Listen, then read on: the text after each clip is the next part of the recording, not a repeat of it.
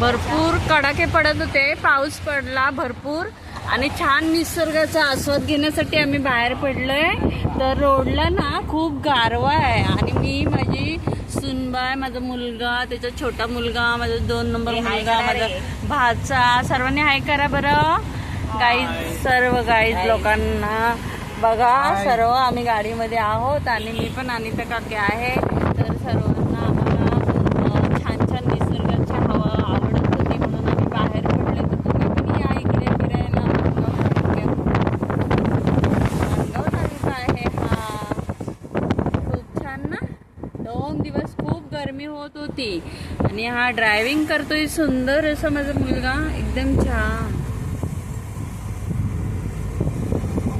Pune highway आहे हा. माणगावातून जो बाहेर पडतो ना तो पुणा हायवे. इकडे निसर्ग खूप छान आहे, गारवा खूप छान आहे. उन्हाळा असतो तरी पण इकडे झाडं वगैरे भरपूर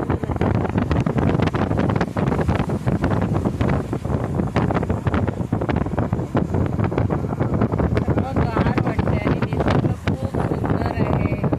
असं एक सुंदर असा आनंद घेण्यासाठी या निसर्गामध्ये तुम्ही पण या, तुम्हाला पण आवडेल. जेव्हा तुम्हाला एप्रिल मेला गरम होतो त्यावेळेस या साईडला खूप गारवा असतो. इकडे सुद्धा गरमी जाणवत नाही.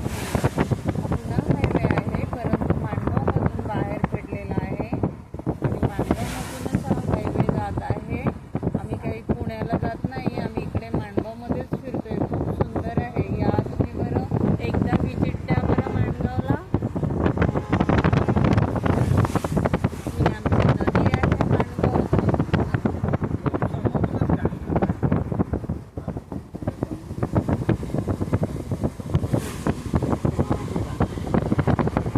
आणि बाबू खूपच खुश आहे आमचा. बाबू हाय कर बरं. ए बाळा, आईला हाय कर, आईला. बाबू आईला हाय कर. मागे मागे बघ, मागे बघ, हाय कर. आईला हाय कर.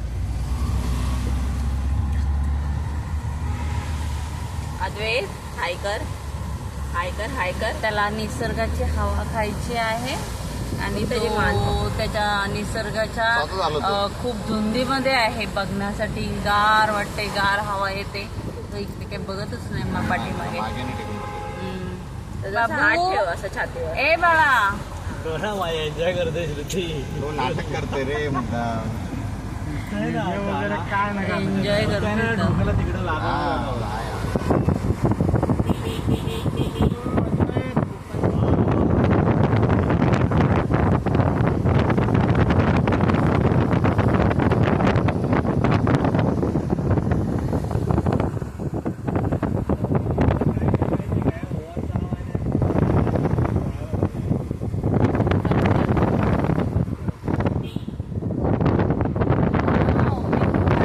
सुंदर आहे ना, जबरदस्त.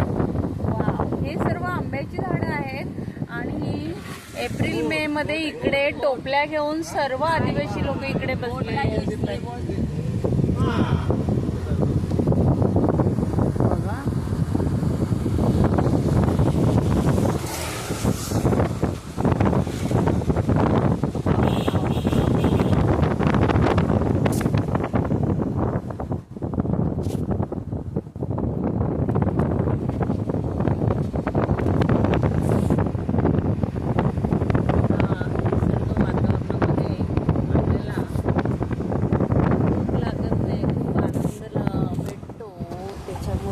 भूक लागत नाही, खूप आनंद मिळालेला आहे.